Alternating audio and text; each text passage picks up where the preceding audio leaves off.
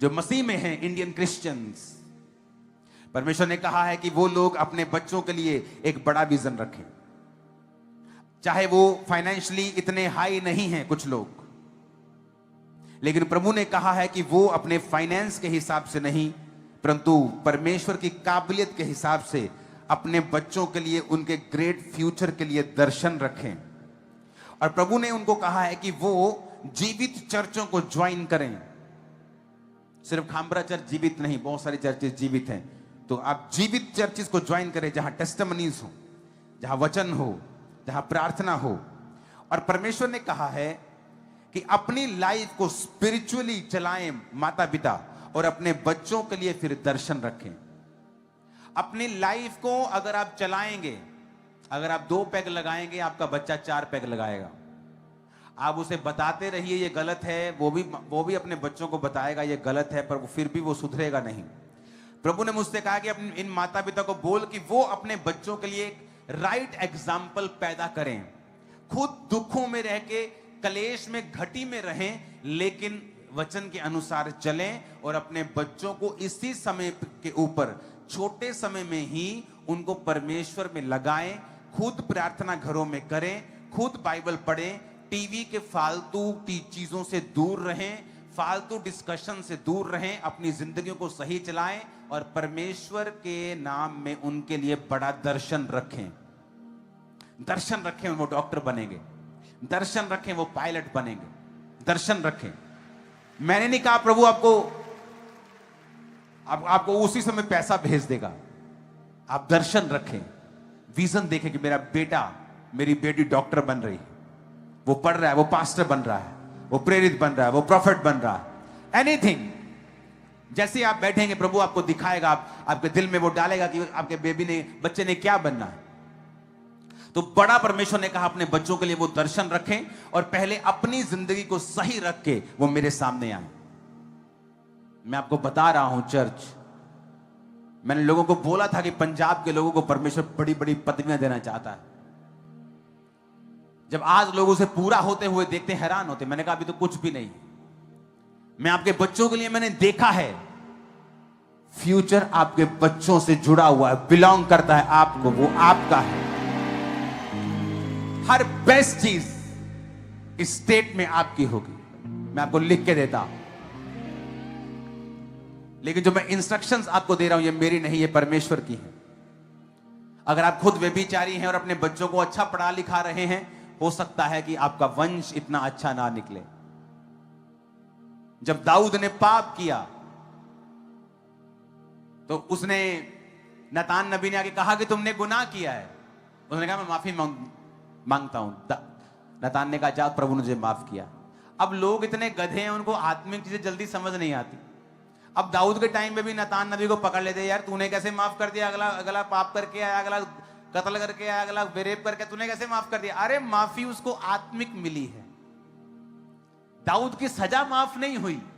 फिर वचन कहता है दाऊद के घर में तलवार चली, जिस तरह उसने तलवार चलाई थी, उसका बेटा मारा गया। दाऊद को नंगे पांव उन्हीं पहाड़ों पर भागना पड़ा अपने राजा की कुर्सी को छोड़ के। जब तक दाऊद मरा नहीं, उसके परिवार से तलवार कभी अलग नहीं हुई। माफी का मतलब कॉन्सिक्वेंसेस खत्म होना कभी नहीं है। पश्चाताप कर लिया कि अब मैं परमात्मा से जुड़ गया हूं, अब मैं दोबारा ये सब पाप नहीं करूंगा, दोबारा रेप नहीं करूंगा, दोबारा कत्ल नहीं करूंगा। पर इसका मतलब ये नहीं दाऊद की सजा खत्म हो गई। मरते दम तक उस पाप का प्रभाव उसकी जिंदगी में रहा, मरते दम तक। अगर पाप 40 साल की उम्र में किया, 70 साल तक उसका असर उसकी लाइफ में था। काश उसने वो पाप ना किया होता।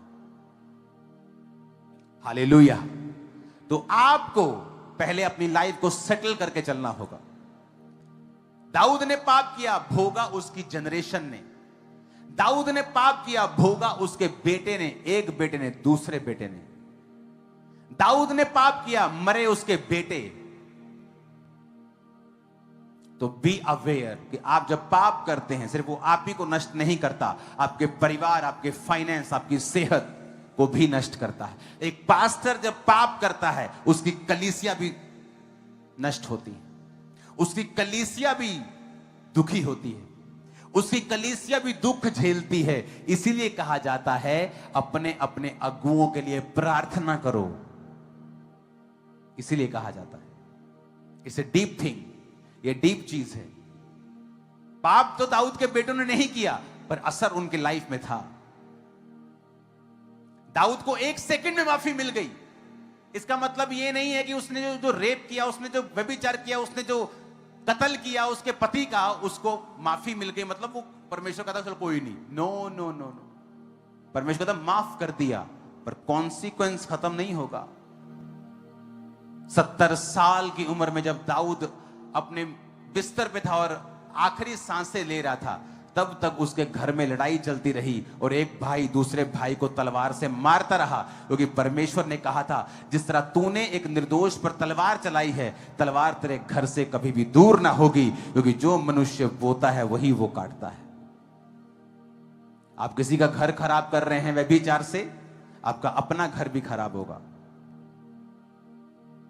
आप किसी की शादी खराब कर रहे हैं व्यभिचार करके, आपका अपना घर भी, आपके बच्चों का घर भी खराब होगा। कांटे बोकर आम की फसल की एक्सपेक्टेशन मत करें, मूर्ख मत बने, क्योंकि मनुष्य जो बोता है, दूसरा कुरिन्थियन 9:6, जो थोड़ा बोता है थोड़ा, जो बहुत बोता है वो बहुत काटता है। तो याद रखें आपको क्या करना है। आपको अपने बच्चों के लिए बड़ा विजन रखना है, और विजन रखते हुए अपनी जिंदगी को इस तरह से चलाना है कि परमेश्वर आपके जरिए आपके बच्चों को इस्तेमाल कर सके, और आपकी नेक्स्ट जनरेशन बेटर हो, और नेक्स्ट जनरेशन बेस्ट हो, और उसके अगली the best best best best, glory to glory, महिमा से महिमा। पास्टर्स के लिए और उन लोगों के लिए जो खुदा की महिमा के लिए काम करने में बता चुका हूं कि परमेश्वर ने कहा है कि पापियों की संपत्ति वो धर्मियों को देगा। वो छीनेंगे नहीं, वो खुद इस तरह से इंतजाम करेगा कि वो पैसा प्रभु के कामों के लिए इस्तेमाल होगा। ऐसे बहुत से लोग हैं दुनिया में जिन्होंने सारी उम्र कमाया और अंत में सारे पैसों की चैरिटी कर गए कि मेरे पैसे हॉस्पिटल्स में लगा देना, मेरे पैसे साल्वेशन लोगों के बचने के लिए लगा देना। परमेश्वर ने कहा 2026 में आप प्रार्थना करेंगे सभी लोग, जब भी आप प्रेयर में बैठेंगे आप डेथ स्पिरिट के खिलाफ प्रार्थना करेंगे, क्योंकि रिलीजन के नाम पर लोगों को मार दिया जाएगा।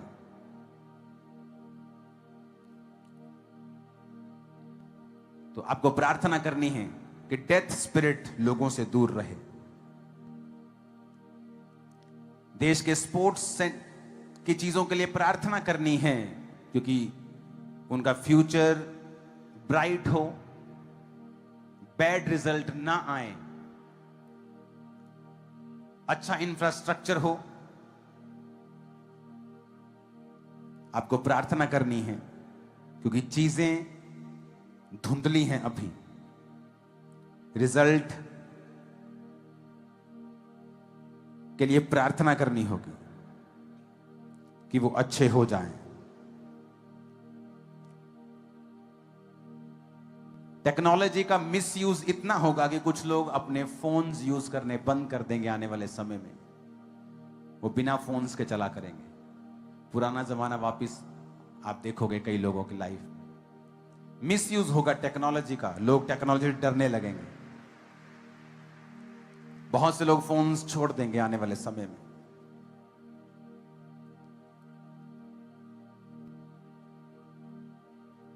और ये इंस्ट्रक्शंस आपको फॉलो करनी है। इस मीटिंग को दोबारा सुनो, फिर दोबारा सुनो, 3 बार सुनो, 4 बार सुनो, 5 बार सुनो। जब तक आपको पवित्र आत्मा नहीं मिल जाता, इस मीटिंग को दोबारा सुनो। भरो अपने आप को पवित्र आत्मा से। जब तक आप एक एक इंस्ट्रक्शन को अच्छी तरह से समझ नहीं लेते हैं, इसको दोबारा सुनो। जैसे ही आपने फुल इंस्ट्रक्शंस को फॉलो करना स्टार्ट किया, मैं आपको बता रहा हूं, बिग चेंज आपका इंतजार कर रहा है।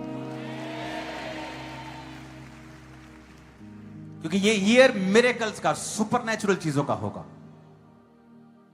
जबरदस्त सुपरनैचुरल चीजें होंगी, शॉकिंग चीजें होंगी।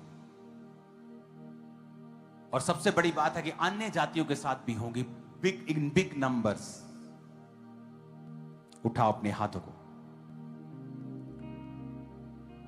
इसको गूंज बढ़ाओ, अपनी स्वीट को पकड़ लो अपने हाथ में। अगर आपके पास, आपके पड़ोसी के पास स्वीट है लेकिन सबके पास ये पहुंच गई है, अभी फ्लैट रखना है इसको, कोई शोर मत मचाओ। आपके पास नहीं है, आपका पड़ोसी आपको दे दे, बाद में आप कलेक्ट कर लेना। एक दूसरे की ओर देखो और जिसके पास नहीं है उसे एक चम्मच उधार दे दो। अगर सबके पास, कुछ ही लोग हैं सिर्फ सेंटर में हाथों को हिला रहे हैं, 10, 15, 20, 25, 50, 100, इन तक पहुंचा दो जल्दी, मैं वेट करता हूं 5 मिनट। उठाओ अपने हाथों को,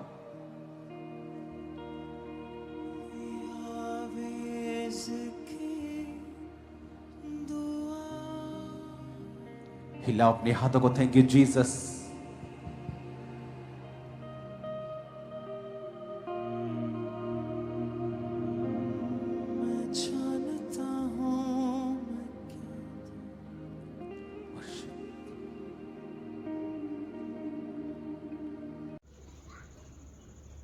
मेरा खुदा कभी तुझे रोने नहीं देगा, भूखा कभी तुझे सोने नहीं देगा।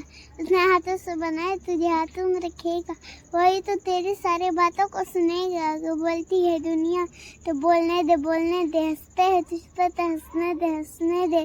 उनकी बातें बड़ी बड़ी, तेरा खुदा उनसे बड़ा। तू जाएगा सबसे आगे, तेरे साथ खुदा करा। रास्ते कभी तो तेरा टाइम आएगा, प्रार्थना तो कर सब कुछ मिल जाएगा। उम्मीदों से ज्यादा एक दिन तो ही पाएगा। मेरा भी कोई मिलता ही है, पर्वत तो मिलता ही है। थोड़ा तो कर प्रभु कर लेगा, किस्मत से नहीं रहमत से मिलेगा। मिले वो तू कर, टाइम तेरे सबल टाइम जाएंगे।